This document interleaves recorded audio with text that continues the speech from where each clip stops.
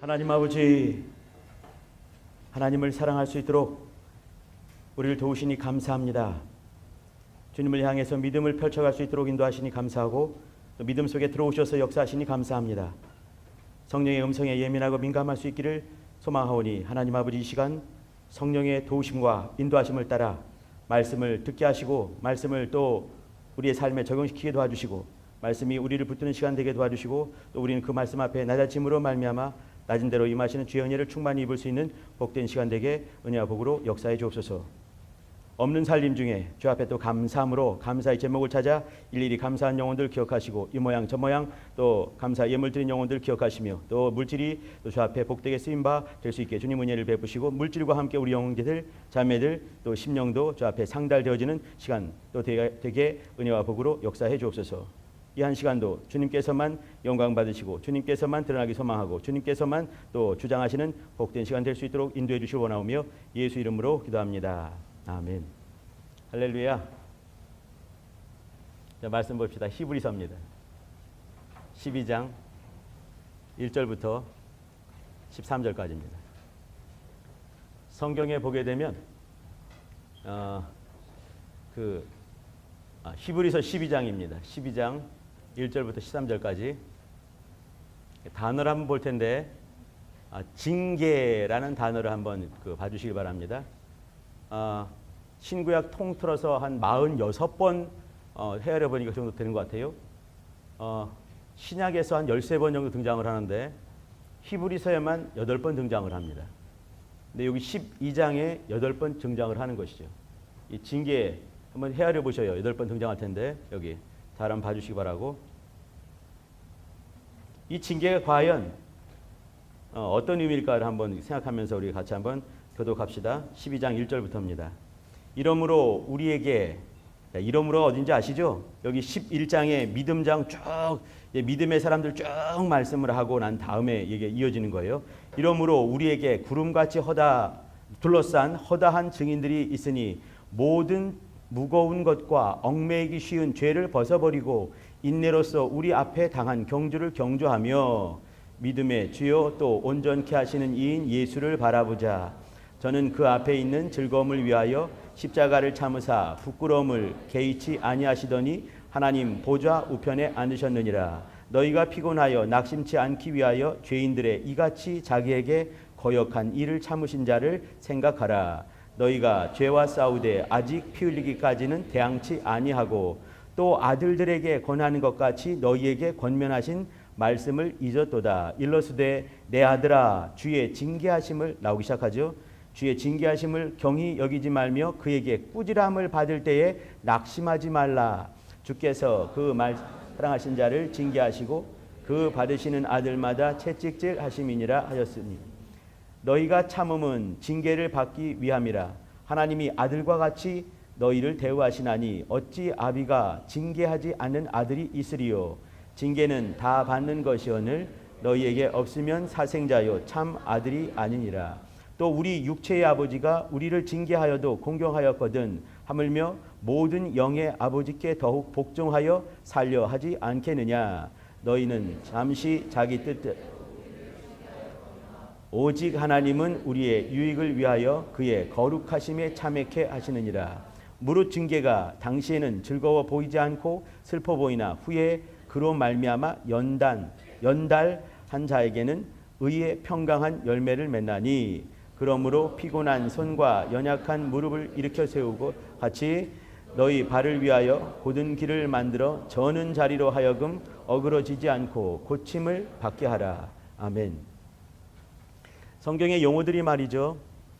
쉬운 용어들이 사실은 아닙니다. 이 어휘가 굉장히 많이 나오는 것 여러분 잘 아실 것입니다. 근데 그 어휘가 적확한가는 한번 고민해 볼 필요가 있는 것이에요. 여기 이제 제가 같이 보고 싶은 이 징계란 단어도 사실은 이 단어가 징계가 옳을 것인가 한번 고민이 되긴 됩니다.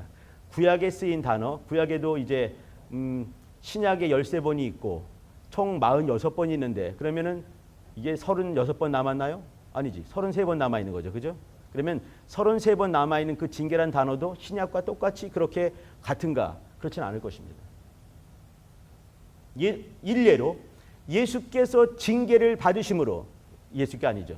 저가 징계를 받으심으로. 여기 이제 이사야서 53장 나와 있는 3절 5절인가요? 보면 나오죠. 그죠? 저가 징계를 받음으로 너희가 평화를 누리며 했습니다. 그러면 그 징계가 어떤 것인가? 한번 고민해 볼 필요가 있는 것이에요. 여기 나와 있는 히브리서에 나와 있는 징계와는 또 다른 차원의 징계가 될 수가 있는 겁니다. 그러니까 여러분들 말이죠. 고민을 많이 해야 될 것 같아요. 이 단어가 정말 맞는지, 이게 헬라어 히브리어가 아니더라도 이게 우리가 한글 개역 성경을 보고 있는데 개역 개정에도 보면 똑같이 징계로 나왔어요. 이게 왜 그대로 징계가 살아있는가 모르겠습니다. 더 적확한 이것을 고민해 보는데 별로 없는 것 같은 거예요. 별로 없는 거. 그러니까 이제 그 당시 그레코 로만 사회에서 1세기 당시에 이 성경을 썼던 성경 시대 이제 히브리서를 쓰는 어떤 사람이 있었을 때 그 사람이 쓰는 그 징계 헬라어는요 파이데이아라는 겁니다. 그러면 파이데이아를 어떻게 해석할 것인가? 이런 걸 할 때 말이죠. 공부를 조금 하다 보면 이렇게 파이데이아가 다른 데서는 어떻게 쓰여지는가? 무슨 말이냐면 똑같이 파이데이아인데 어떤 문맥상에서 다르게 번역된 것은 없는가? 있다는 얘기지요. 그러면 그 단어는 어떻게 쓰였는가 보면서 이걸 이제 좀 이 깊이 접근할 필요가 있다고 보여집니다. 오늘 그 시간을 그런 얘기를 잠깐 드리려고 그래요. 잔소리를 한마디 하고 이제 시작을 해야 될 것 같습니다. 저번 주에 제가 이제 이렇게 히브리서를 좀 읽어달라 이렇게 저번 주가 아니죠. 저번 주인가 이렇게 얘기를 했던 것 같습니다. 손을 들라고 한번 해보려고 그러네요. 최소한 한 번은 읽어야 되지 않겠느냐. 히브리서를 읽어야 되지 않겠느냐 이렇게. 막 웃고 있는 사람들은 안 읽었다는 얘기인가요? 읽었다는 얘기인가요? 넉넉히 읽었지요 하시는 겁니까? 어떻습니까? 내가 담력이 없어서 손들란 말을 못하겠네. 내가 나 무너질까 봐. 자, 무슨 말씀 드리냐면요, 요즘에 제일 쓸모없는 말이 사실은 목사 말입니다. 특별히 우리 교회는 더 많이 그런 것 같습니다. 어떤 친구 와가지고 이제 여기 오늘 안 왔네. 목사님, 여기 이제 저쪽 뒤에서 이렇게 나한테 어저께 토요일 날 우리 친구들 중에 이렇게 걔가 돕고 있는 애들이에요. 돕고 있는 친구들 아마 이 중에 있을 것 같아요.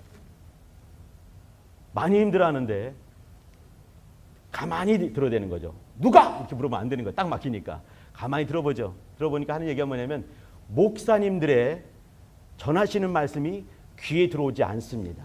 이렇게 말하는 거죠. 진짜 문제인 거죠. 목사가 전하는 어떤 메시지가 안 들어올 때 목사 잘못 틀림없이 있을 것입니다. 또 동일하게 형제들 자매들도 문제가 있는 것이에요. 밥맛이 없을 수도 있습니다. 그죠? 근데 먹고 살아야 되기 위해서 먹을 때도 있는 것입니다. 목사들 이렇게 그 권위가 떨어진 지는 정말 이제 오래된 거죠. 그죠? 한국 교회에서. 또 특별히 우리 교회 어떤 상황에서. 그럼에도 불구하고 내가 살기 위해서 하나님과의 관계를 위해서 우리 그 목사와 나와의 관계 정도가 아니라 나와 하나님과의 관계를 위해서 더 큰 차원에서 우리는 고민해 볼 필요가 있는 것입니다. 살기를 소망하면서 나를 무릎 꿇릴 필요가 있는 것이에요. 단적인 예로 이목이 앞에 서가지고 이제 우리 히브리서 읽읍시다 그렇게 얘기를 했어요. 왜 그러냐면 7월 20일 날 이제 다음 달입니다. 얼마 안 남았어요. 많이 먼 것 같죠, 그죠? 다음 달입니다. 다음 달 20일이에요. 오늘 10일인데 40일 남았죠. 우리 들어가서 히브리서 가지고 이제 얘기를 깊이 할 것입니다. 그러면 미리 준비된 사람과 예습이 복습보다 낫다고 여러분 많이 배웠죠, 그죠? 근데 성경 말씀을 깊이 볼 때 하나님께서 역사하기 너무너무 쉽지 않겠는가?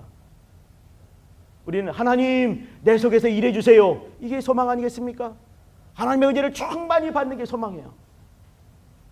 하나님의 은혜를 절실히 절절히 10년 가운데 경험하는 것 사모되지 않습니까?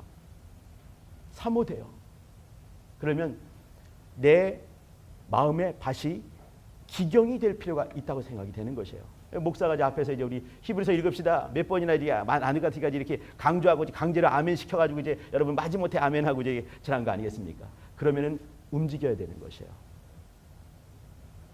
앞에 있는 이목의 얼굴 때문에 아니라 내가 하나님 앞에서 내 영혼을 또 사랑해서 이제 준비를 하고 또 셀장들, 칼장들 또 잔뜩 리더들 많이 있죠, 그죠? 그러면 내 밑에 있는 영혼들 살리기 위해서라도 내가 정말 은혜 충만할 때, 여러분 많이 경험했죠? 내 영혼 충만할 때 말이죠. 이 생명이 막 전해지는 것 경험하지 않습니까? 그것들을 경험할 필요가 있는 것이에요. 나도 옛날에 여러분 같은 있던 시절에 이렇게 집에서 주장했을 때 같이 하면서 얼마나 은혜 충만했는지 잊을 수가 없습니다. 시비에 대한 생각이 있는 거, 애증이 있는 거예요. 애증이 시비에 대해서 내가 막 서운한 마음도 막 있고 말이지. 그냥 막 얄밉기도 하고 막 너무 사랑스럽고 너무 뭐 생각하면 그냥 마음 아프고 막 마음 많이 아파요. 근데 또 얄밉기도 해. 말도 안 들어가지고 얼마나 말 안 듣는 여러분. 말 안 들어서 참 예쁘기도 하고. 그러니까 이게 막 만감이 교차하는 거예요. 여러분 생각하면은. 같이 삽시다. 난 그 말 하고 싶은 거예요. 나도 살기 힘들고 여러분 살기 힘들고 앞에 보니까 아까 이제 누구야 찬양 인도자 그냥 막 절절 울면서 막 찬양하는데 가슴 아프죠. 저 마음도 막 알 것 같고 막 같이 삽시다. 나 그 말 하고 싶은 거예요. 같이 삽시다. 이번 여름에 같이 삽시다. 주님께서는 말이죠. 쪼개질 때가 있는 것이에요. 우리 마음들 쪼개지고 갈라지고 막 아플 때 있는 것입니다. 그 다음에는 말이죠. 또 꿰맬 때가 있는 것이에요. 하나님께서 꿰매 주실 것이에요. 우리 그거 믿지 않습니까? 근데 그 시간이 마냥 멀어지게 마냥 먼 것이 아니라 우리는 이번에 한번 해봅시다. 그 얘기를 하고 싶은 것이에요.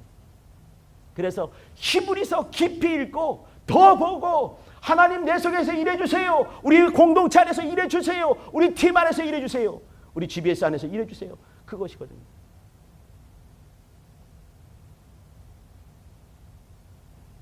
히브리서 읽어주시기 바랍니다. 같이 삽시다.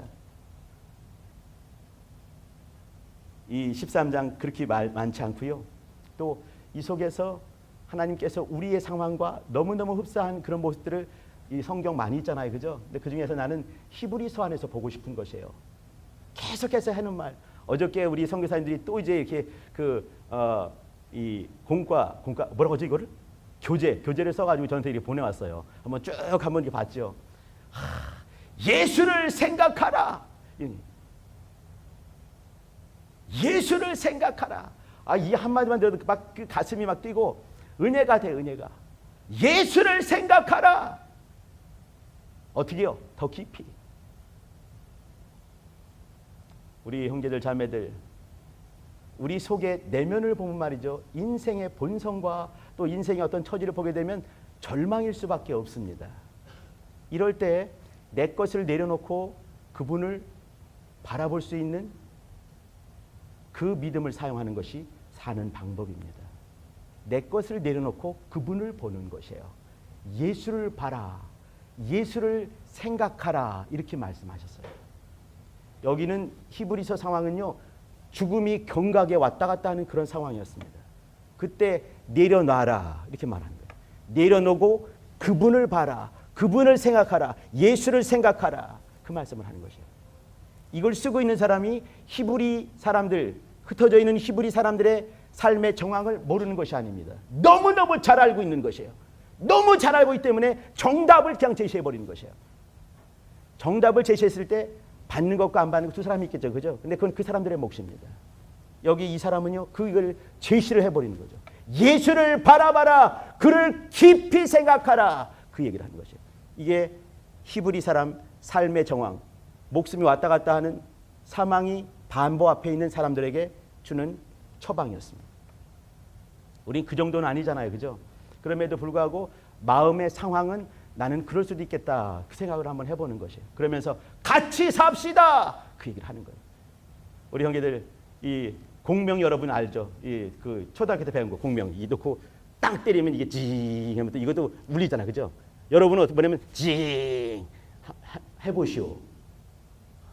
나를 한번 진동되게 해보시오. 열심히 하는데 진동되게 해보시오. 그런 것 같은 느낌이 가끔씩 있어요. 여러분 진동할 준비를 해주시기 바랍니다. 히브리서를 봐주시기 바랍니다. 하나님께서 히브리서 기자가 그 당시 64년, 68년, 70년 그 어간의 그 삶의 절박한 그 상황 속에서 계속해서 그렇게 할 수 없는, 말할 수밖에 없는 그런 상황들을 봐주시고 또 내 영혼에게 주시는 하나님의 음성을 구별하고 들으시길 바랍니다. 나를 한번 감동시켜 보세요. 뻗팅기지 마시길 바랍니다. 은혜는 말이죠. 은혜는 낮은 곳으로 흐르는 것이에요. 예수님께서 낮은 곳으로 오시지 않으셨습니까? 그분은 은혜예요. 그분은 우리의 온전함이 되십니다. 그분은 우리의 믿음의 주가 되시는 것이에요.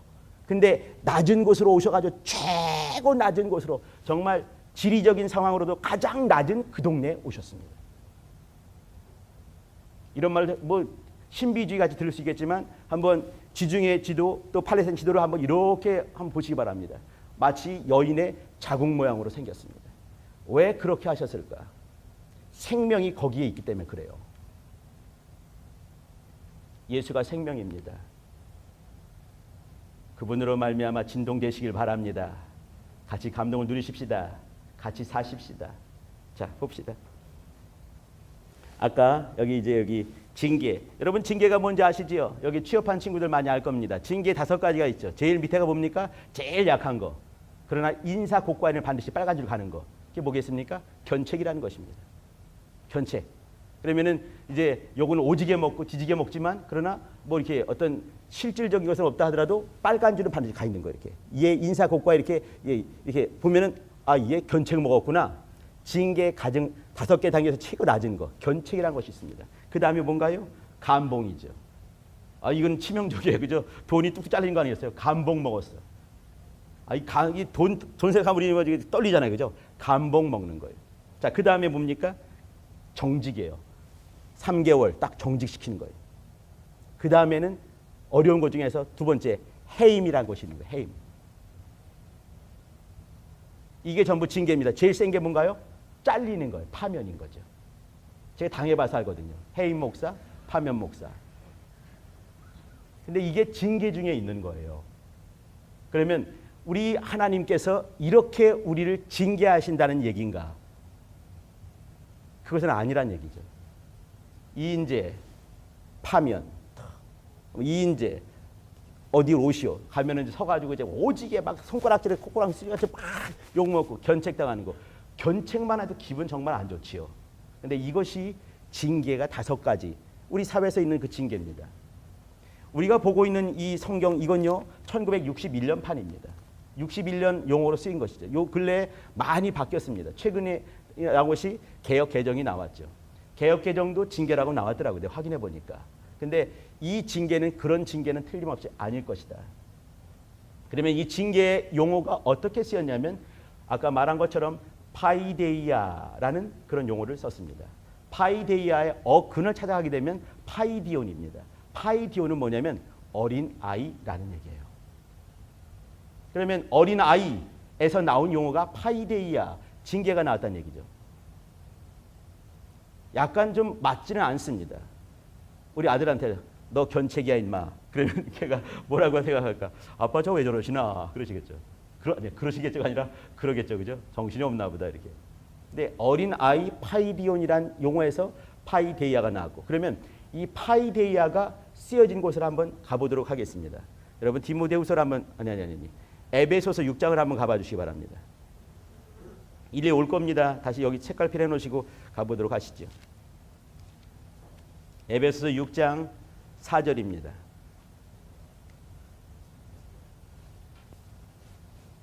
한번 보시지요.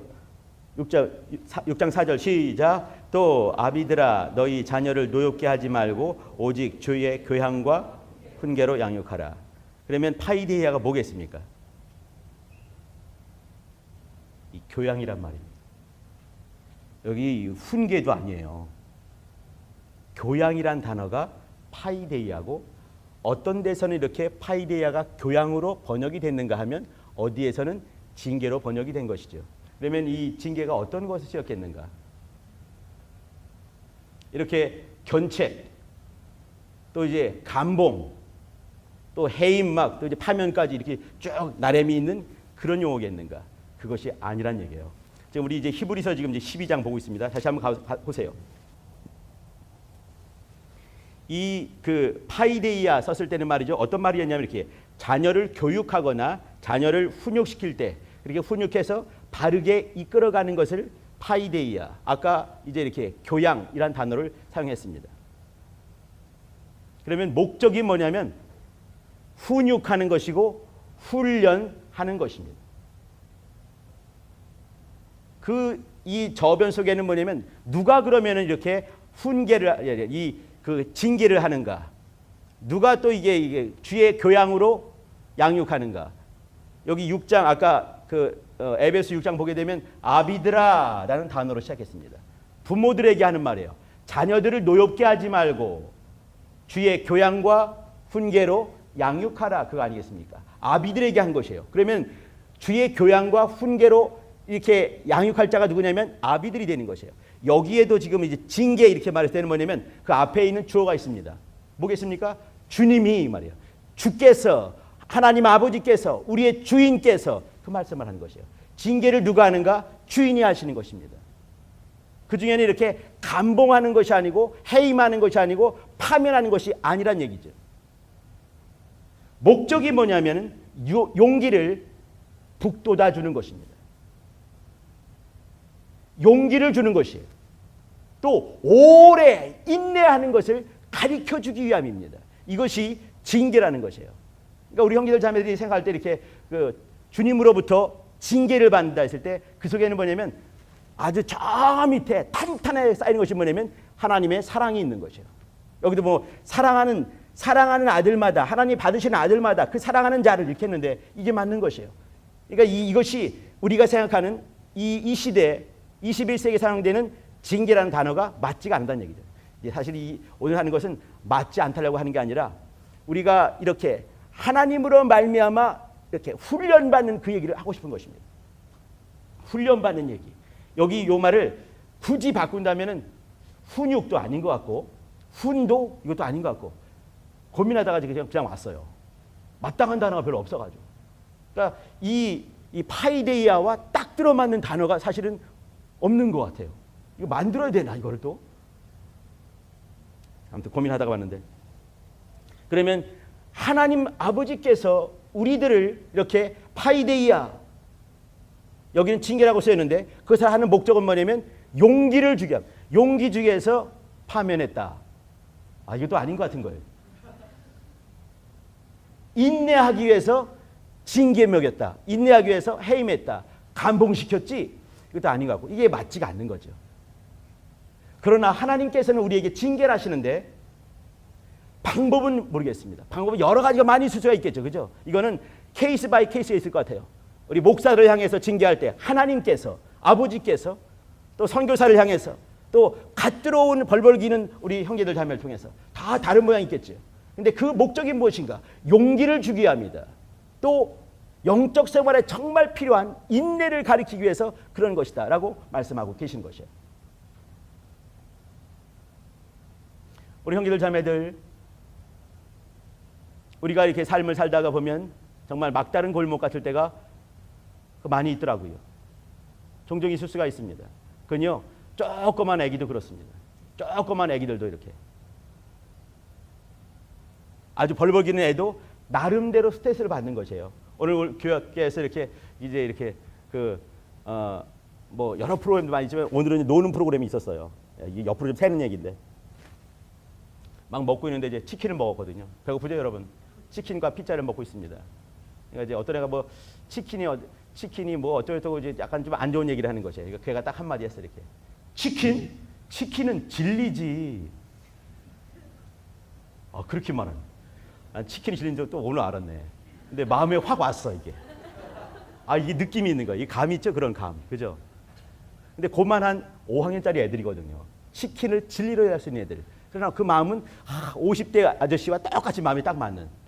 근데 걔네들도 나름대로 고민이 있고 나름대로 이 번민이 있고 힘든 것이 있게 마련입니다. 여기 왔다 갔다 하는 우리 조그만 쪼물애기 우리 애기들 있죠, 그죠? 연우, 걔 없을 것 같습니까? 걔도 있는 거예요. 모든 인생들은 말이죠. 그 인생에 맞는, 거기에 맞는 것을 어깨에 짊어지고 살고 있는 것이죠.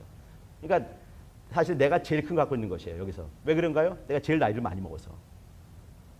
근데 그만하고 갖고 있는 거죠. 근데 그 속에서 그것 때문에 징징매고 그렇게 할 것인가? 아니면 그 속에서 하나님의 용기를 발견할 것인가? 그마저도 이렇게 조그만 것을 갖고 있는 그 이유는 뭐냐면 내가 그것으로 말미암아서 정말 용기를 내고 더 정말 또 인내하고 주님을 또 깊이 만날 수 있는 그런 기회로 삼을 것인가, 아니면 그냥 짐으로 여길 것인가, 그 문제입니다. 징계로, 감봉, 파면, 해임, 그것이 아닌 것을 전제하고 가는 것이. 그러면 우리의 삶 속에서 많은 부분에서 주님께서 함께 하시지만 그럼에도 불구하고 이와 같은 사정들을 막 보고 있는 것이, 이렇게 뻥뻥 나는 많은 사건들, 가슴 막 무너지는 사건들, 이런 사건들을 보면서 하나님께서 이렇게 막으시려고 작정하시면 이것이 올 수 있었겠습니까? 우리 교회에 이런 사태들 날 수 있었겠습니까? 작정하셨다 한다면 그렇지 않잖아요. 그런데 우리는 그것을 겪고 있는 것이에요. 어떤 분은 징계다, 징계일 수 있을 수도 있을 것 같습니다. 그러면 우리는 그 속에서 이렇게 감봉으로 볼 것인가, 견책으로 볼 것인가, 정직, 파면, 해임, 그거로 볼 것인가, 아니면 지금도 일하시는 주님의 손이 어느 순간 갑자기 짧아져가지고 오게 됐나요? 그것이 아니라 한다면 나는 어떻게 보고 어떻게 해석하고 어떻게 살 것인가, 그것은 나한테 남아있는 것이에요. 해석의 문제니까. 그러나 우리가 절대로 흔들리지 말아야 될 것이 있는 것이죠. 그것은 하나님의 사랑 아니겠습니까? 아까 찬양할 때 너무너무 은혜로운데 그 대부분의 얘기들이 뭐냐면 함께 하심, 이거 아니겠어요? 사랑하심 아니겠습니까? 우리가 영원토록 찬양하면서 마지막 눈 감을 때 그 찬양하면서 죽을 텐데 하나님 사랑하시는 거, 날 사랑하시는 거, 그거 아니겠습니까? 변함없이 나를 사랑하시는 거.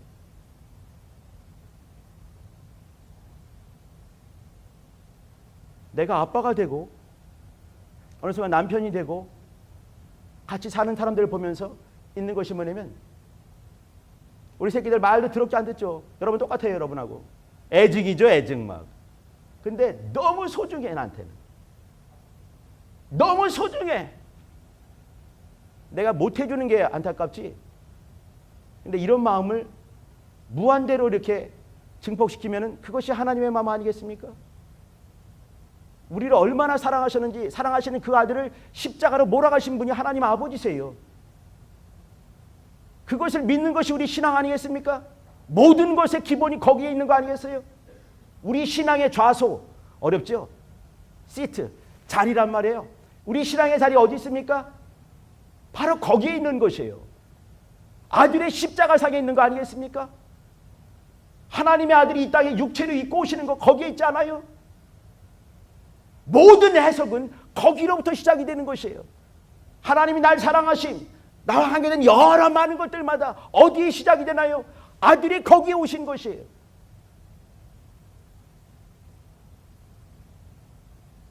우리 앞에 어떤 사람들의 보기에는 채찍이다, 징계다, 훈계다, 맞는 거다, 얻어맞는 거다 하지만 또 실제로 얻어맞을 수도 있을 것 같아요.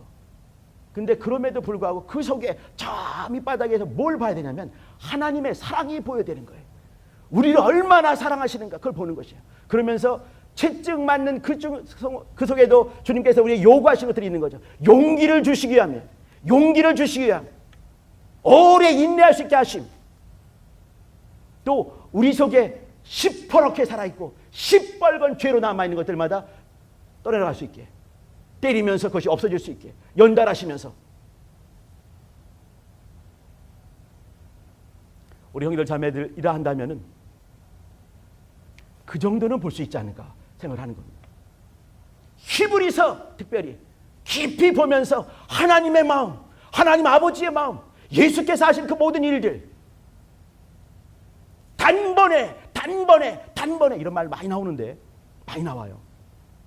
단번에 해결하시는 그 모습, 아들로 말미암아 단번에 해결하시는 모습들, 죄 문제 단번에 해결하시고, 오래 묵었던 그 제사 문제 단번에 해결하시고, 옛 법들, 첫 번째 법들 단번에 해결하시는 모습들, 그 속에 하나님에 대한 사랑이 있는 것이죠.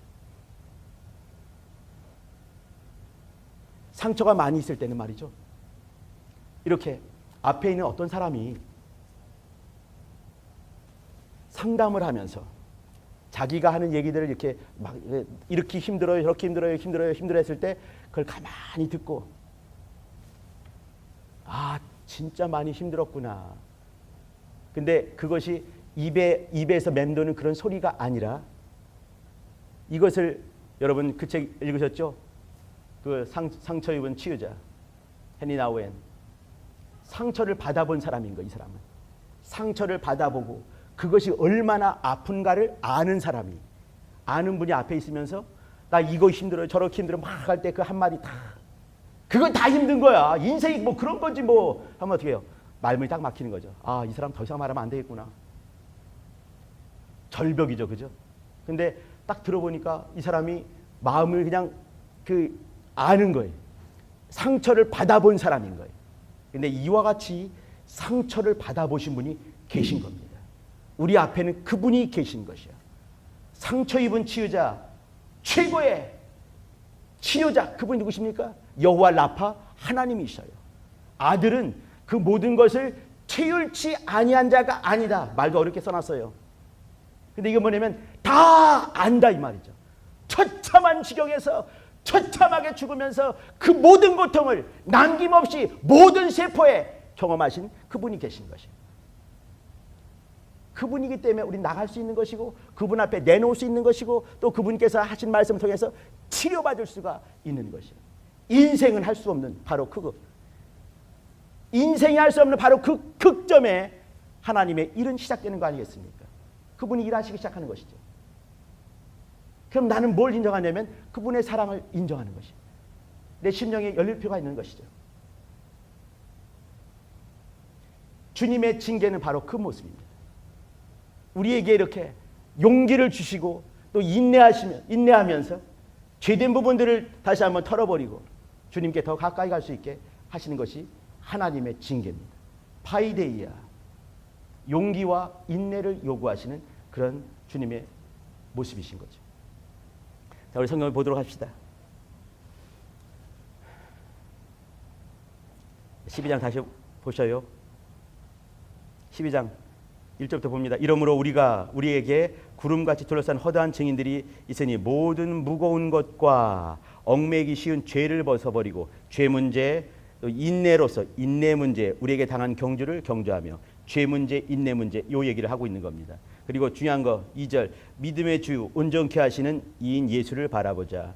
여기 예수님은요 우리의 주가 되십니다. 우리의 온전함이 되시는 것이에요.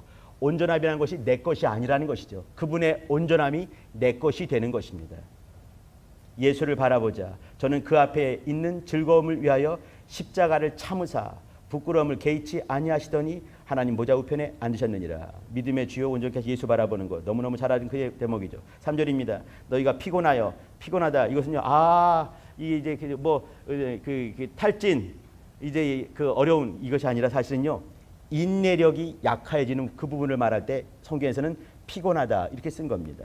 인내력이 약해지는 그 부분들. 낙심치 않기 위하여 죄인들의 이같이 자기에게 거역한 일을 참으신 자를 생각하라. 여기 두 가지 얘기입니다. 예수를 바라보라, 예수를 생각하라 이 말이 있는 거죠. 2절에 예수를 바라보라, 또 3절에 예수를 생각하라 그 얘기가 있는 거죠. 너희가 죄와 싸우되 아직 피 흘리까지 대항치 않았다. 이 얘기는요 히브리서를 받아보는 1차 독자들이 이것 때문에 순교자가 한 명도 등장하지 않은 것이에요. 그 당시에는 여러 이 팔레스타인 마찬가지 말할 것도 없고 이 소아시아 유럽에 많은 순교를 냈거든요. 그런데 이 히브리인들 중에는 등장하지 않은, 히브리서 요를 받아보는 사람들 중에는 피 흘린 사람이 없는 거죠. 왜 그런가요? 아무튼 이제 어려웠던 거죠, 그죠?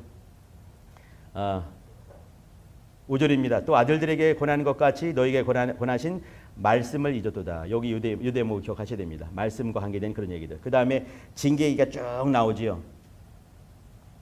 9절 봐주시기 바랍니다. 또 우리 육체의 아버지가 우리를 징계하여도 공경하였거든 하물며 모든 영의 아버지께 더욱 복종하여 살려 하지 않겠느냐. 여기 이제 징계로 말미암아서 우리에게 요구하는 것이 몇 가지, 세 가지가 있습니다. 첫 번째는 뭐냐면 복종 얘기를 하는 것이에요. 순종은요 그 의미를 잘 알고 정말 즐거워하면서 무릎 꿇는 것을 순종이라 한다면, 복종은요 좀 잘 어려운 것이에요. 저게 어떤 의미로 말씀하는지 잘 어려운 거죠. 납득이 잘 안 되는 것이에요. 근데 이거는 납득이 안 돼도 무릎 꿇을 필요가 있지 않겠는가라고 말한 거죠. 그때는 복종이 되는 거죠. 순복하는 것이에요. 여기 이제 이렇게 순종 정도가 아니라 복종까지라도 이제 해야 되지 않게. 왜 그런가요? 영의 아버지이기 때문에 그렇습니다. 그분의 사랑을 알기 때문에 내가 납득이 안 되더라도 무릎 꿇는 것. 여러분 형제들 자매들이요, 복종까지라도 할 수 있어야 됩니다. 하나님의 말씀을 향해서는요 복종까지 해주시기 바랍니다. 사람들의 말에 대해서 그냥 까칠하게 반응해 주시기 바랍니다. 그러나 하나님의 말씀에서는요 복종까지도 할 수 있어야 되는 것이에요. 자, 10절입니다. 저희는 잠시 자기의 뜻대로 우리를 징계. 이건 이제 육체의 아버지죠. 징계하였거니와 오직 하나님은 우리에게 우리의 유익을 위하여 그의 거룩하심에 참여케 하시느니라. 이게 뭐냐면 우리에게 징계 주신 그 이유는 뭐냐면 거룩하게 하기 위함이란 얘기예요.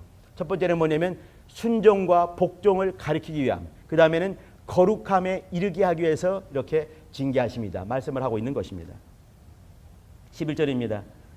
무릇 징계가 당시에는 즐거워 보이지 않고 슬퍼 보이나 후에 그로 말미암아 연달할 자에게는 의의 평강한 열매를 맺나니. 의의 평강한 열매, 이건 삶을 말하는 것입니다. 삶을 통해서 삶이 변화가 되는 것이죠. 이 징계를 통해서 우리의 삶이 변화가 되는 것이에요. 제가 이제 오늘 일부 예배 때는 이제 이렇게 거룩한 습관, 이렇게 또 새로운 습관 이렇게 말씀을 잠깐 이제 우리 일부 이제 이 직분자들과 나눴는데 말이죠. 새로운 습관이 오래된 게 뭐가 되나요? 이 인격이 될 수가 있는 겁니다. 그 사람이 되는 것이에요. 그러면 그것의 시작이 뭐냐면 내 본성들이 있어요. 내가 좋아하는 것들 있죠. 형제들 분명하죠. 내가 좋아하는 음식, 내가 좋아하는 어떤 뭐 색깔들, 옷의 스타일들, 또 이렇게 어떤 분위기들 있지 않습니까? 인간의 본성이거든요. 근데 신앙에도 그런 것들이 있는 것이에요. 내가 좋아하는 스타일들이 있는 것이죠. 근데 그것과 하나님의 말씀이 충돌되었을 때 내려놓을 수 있는 것. 모임 하나만 하더라도 모임 나오기 싫을 때 많이 있을 것입니다. 그죠? 그런데 내가 또 이 가는 것과 그 사람이 보니까 셀장인 것이에요. 조장이에요. 또 여러 명 있겠죠. 그죠? 그러면 그때 따라서 내가 어떤 모습을 주께서 기뻐하시겠는가를 한번 봐주시길 바랍니다. 나는 그걸 보면서 내 삶을 바꿔갈 수 있어야 되는 것이에요. 조금씩 이렇게 자기에게서 벗어나서 인생에 여러분이 갖고 있는 고유한 습관들, 고유한 어떤 이제 그것들 있죠. 그죠? 고집들 있습니다. 그런데 벗어나서 주님께로 한 발짝 한 발짝 움직여지는 것. 이것이 거룩이라는 것이거든요. 삶의 모습이 바뀌는 것입니다. 의의 열매로 향해 나가는 것이에요. 회개, 또 개혁, 변화, 이건요. 인생의 본성에서 매일매일마다 인생의 본성에서 벗어나서 예수께로 가는 것이다 라고 루터가 그렇게 말을 했습니다. 마르틴 루터가, 개혁자가. 그런데 이러한 열심이 없이는 자기가 만들어질 수가 없는 것이에요. 주님이 해주실 것 같죠, 그죠? 많은 원인들은 제공하실 것이고 말씀을 주실 것입니다. 그러나 만들어가는 것은 자기의 몫입니다. 하나님 다 힘쓰다 왔습니다. 이렇게 말해야 되지 않겠습니까? 저 앞에 섰을 때 열심히 내 것을 또 죽이고 내 것을 내려놓고 주의 것을 붙들고 움직이며 주님을 닮으려고 노력하다 왔습니다. 그렇게 해야 되지 않겠어요? 그러면 말씀이 나에게 채찍이 될 필요가 있습니다. 말씀 맡은 어떤 리더의 말을 채찍 삼아서 여러분 자기 자신을 바꿔가야 됩니다. 여기 징계를 제일 나은 단어가 뭐냐면 훈련. 이게 제일 나을 것 같은 생각을 한번 해봤습니다. 훈련을 하는 것이에요. 말씀을 가지고 나는 훈련하는 것이죠. 앞에 있는 리더의 말에 권위를 두면서 훈련하는 것이에요. 주님을 닮기 위해서.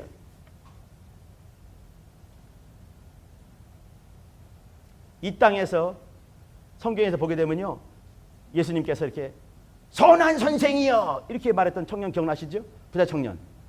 근데 주님께 이렇게 말씀하셨습니다. 네가 왜 나를 선하다고 하니? 이렇게 했습니다. 예수께서 선하지 않다는 말이 아니에요. 전에 말씀드렸죠? 이 사람은 예수님을 인생 랍비로 본 것이에요. 랍비가 선할 수 있겠느냐? 만약에 하나님의 아들이시여 이렇게 했으면 맞았겠죠. 그죠? 이 청년이 예수님을 하나님의 아들로 보고 하나님으로 보고 선하다는 맞겠죠. 근데 랍비로 봤다. 랍비 중에 선한 사람이 있다. 이거 말도 안 되는 얘기를 하신 거예요. 그리고 선하신 분은 오직 한 분밖에 없으니 하나님 아버지다 이렇게 했습니다. 하나님만 선하시다 이렇게 했어요. 그러면 우리가 선해지기 위한 방법이 보이는 것이죠. 어떤 거겠습니까? 주님을 닮아가는 것이에요. 예수님을 닮아가는 것이에요. 선하신 그분을 향해서 나아가는 것이죠. 그게 회개라고 배우지 않았습니까? repent 이렇게 회개하라 메타노이아 그분을 향해 나가는 것이에요. 그럼 나가려면 말이죠. 뭔가 역사로 말미암아 움직이는 거죠. 내가 그냥 본성이 그렇게 착해가지고 닮아가는 거 그것도 말하는 거 아니에요. 이 중에도 아마 그냥 내비둬도 착한 사람이 있을 것입니다. 태생이 착한 사람이 있을 거예요. 틀림없이. 근데 그것도 주님을 통과하지 않으면 자기 것 될 수가 있는 것이에요. 그 사람의 본성일 수가 있는 것이죠. 본성은요. 그 나라 못 들어갑니다. 피의 문을 통과한 것만 들어가는 거예요. 예수의 말씀으로 말미암아 만들어진 그 인격만 들어가는 것이에요. 여기 징계를 통해서 우린요. 하나님의 말씀 앞에 무릎 꿇는 것을 배우셔야 됩니다. 어떻게 무릎 꿇을 것인가? 어떻게 이 땅에서 내가 승리할 것인가? 봐주셔야 되는 거예요. 두 번째, 어떻게 거룩해질 수 있는가? 하나님만 거룩하시기 때문에 하나님을 닮지 않고는 하나님 모습 그대로 오신 예수를 닮지 않고는 예수를 바라보지 않고는 우리의 인생 바뀌지 않습니다. 인생 본성 바뀌지 않습니다. 근데 그것이 결국은 의의 열매, 평강의 열매로 드러나야 되는 것이에요. 이것이 하나님 아버지께서 우리를 징계하시는 목적이십니다. 그 징계는 그저 감봉이 아니라고 말씀드렸고 파면이 아니라고 말씀드렸습니다. 이건요. 용기를 주려 하심, 인내를 주려 하심이라고 말씀드렸어요. 13절입니다. 아니죠. 12절. 그러므로 피곤한 손과 연약한 무릎을 일으켜 세우고 너의 발을 위하여 곧은 길을 만들어 저는 다리로 하여금 어그러지지 않고 고침을 받게 하라. 행동을 요구하는 거거든요. 이게 뭐냐면 이제 영적인 거 중요하죠. 그죠? 또 동일하게 중요한 것이 뭐겠습니까? 도덕적인 것이에요. 예수께서 이 인생으로 오신 이유는 그분이 우리의 삶의 어떤 길이 아니죠. 하나밖에 없는 길이죠. 그 길로 오신 것이에요. 이렇게 살아야 된다 보여주신 거 아니겠습니까? 하나님 아들도 육체 입으시고 똑같은 모습으로 우리와 같이 오셔서 고난당하시고 또 체일하시고 그걸 담당하시면서 이렇게 살라 보여주신 것이에요. 이 모습은 뭐냐면 이렇게 죽어라가 아니라 그런 모습도 없지 않아 있습니다. 중요한 것은 뭐냐면 어떻게 사는지를 말하는 것이에요. 아버지 앞에 영적 생활을 어떻게 하는지 보여주시는 것이에요. 그러면 이 영적인 부분 플러스 또 도덕적인 면, 이 양발이죠. 깽깽이가 아니니까 도덕적인 면, 영적인 면 이것이 같이 갈 수 있게 밸런스를 맞출 수 있게 요구하시는 것이죠. 죄 문제 여기 이제 말씀드린 것처럼 순종하는 거, 죄와 인내 그 말씀드렸고 순종하는 거 그리고 그 거룩해지는 거 삶에 대한 문제까지 고민을 하실 필요가 있습니다. 형님들 자매들 히브리서를 읽어주시기 바랍니다. 아시겠죠? 남은 시간 꽤 됩니다. 한 40일이면요 역사가 만들어질 수 있어요. 역사를 한번 뒤집을 수도 있는 거 여러분 아시죠? 40일 동안 비 오니까 어떻게 돼요? 다 잠겨 다 죽는 거 아니겠습니까? 죽일 수도 있는 거거든요. 40일 동안에. 역사가 만들 수 있는 날이에요. 그러니까 이제 이 여러분 속에 있는 견고한 진들 향해서 이렇게 그 선전포고하면서 또 이렇게 이 여러분이 갖고 있는 오래된 그 이 본성들을 내려놓고 주님께로 자꾸 이제 이렇게 가는 그런 훈련들을 할 수 있는 게 되시길 바랍니다. 할렐루야. 거기를 들어보셔요. 이제 광고를 드리겠습니다. 이 특별한 광고인데요. 4월부터 이렇게 우리 선교사님들이 캠퍼스마다 또 이제 팀들마다 다니면서 간담회 했던 것들 여러분 아십니까? 간담회를 이렇게 해왔어요. 근데 간담회 그 목적은 뭐냐면 두 가지였습니다. 첫 번째는 뭐냐면 졸업생들을 어떻게 더 잘 도울 수 있을 것인가. 그들의 필요성이 많이 있는 것 같은데 필요성을 충분히 못 채운 것 같아서 그것 때문에 고민을 많이 하면서 간담회를 했고요. 또 하나는 뭐냐면 여기 이제 사역지가 우리 선교사님들이 이렇게 어떤 분은 선교사가 되기 전부터 거기에 있으면서 선교사 되고도 거기서 계속 있다가 장기 집권한 사람도 있더라고요. 이런 분도 많이 있고 또 이제 이렇게 그 여러 부분에서 그 한번 캠퍼스 이렇게 사역지를 바꿀 필요가 있지 않겠는가, 그걸 이제 한번 진단해 보면서 형제자매들 얘기를 많이 수렴을 해서 마무리를 지었습니다. 네, 그 얘기를 말씀드리려고 하는 거예요. 그래서 결국 이제 졸업생 지원 문제, 이거는 이제 CBA 전체 졸업생 모임을 거쳐가지고 의견을 수렴한 다음에 주일 GBS에서 졸업생 GBS가 만들어졌고 운영이 시작됐습니다. 두 번째입니다. 사역지 개편하는 거죠. 오랫동안 선교사 바뀌지 않았던 캠퍼스 중심으로 해서 이제 대대적으로 할 수는 없을 것 같고 소폭으로 조금 움직였습니다. 여러분 이것 때문에 오해하지 말길 바랍니다. 우리 형제들 자매들 이제 이렇게 어떤 약간의 움직임이 있을 때마다 막 그냥 시험 들었어요, 어려워요, 또 이런 말이 들려오지 않길 바랍니다. 그렇지 않을 거지요? 히브리서를 읽어주시기 바랍니다. 자, 그래서 말씀을 드립니다. 대학로, 남서울 이 두 팀은 배윤희 선교사님과 한세리 선교사님께서 잘 섬겨주기로 하셨습니다. 잘 섬겨주기로 하셨습니다. 네, 고맙습니다. 그리고 강북과 신촌과 강변팀은 인병영 선교사님께서 또 잘 섬기기로 하셨습니다. 예, 고맙습니다. 아유, 이게 진동을 해주셔서 고맙습니다. 여기 사실 그 해당 캠퍼스 형제자매들은 알고 있어요. 이미 다 이제 조율이 됐고 얘기가 됐고 해서 혹시 모르는 친구도 있을 수 있겠지만 많은 분은 알고 있다고 제가 들었습니다. 그리고 이제 이렇게 공식적인 석에서 이렇게 여러분에게 같이 광고를 나누고 또 이제 위에서 혹시 어려움이 있을 때는 같이 기도해달라 이렇게 말씀드리는 것이에요. 그리고 해당 캠퍼스 영혼들 이들과는 이번 주 오늘이 10일이고 다음이 17일이고 다음 주까지 같이 할 것이고 그 다음 주 그러니까 며칠인가요? 24일. 24일부터는 대예배부터 움직여진 그러니까 이제 24일 주일에는 대예배 11시 예배부터 움직여진 캠퍼스에서 역사할 수 있게 이렇게 사역지로 움직여가서 역사할 수 있게 하도록 하겠습니다. 무슨 말씀이 이해되시죠? 그러니까 이번 주와 다음 주까지는 정상적으로 간다. 24일 날 눈 뜨면은 바뀌었겠구나라고 생각하시면 맞을 것 같습니다. 이해되시죠? 예, 우리 기도합시다.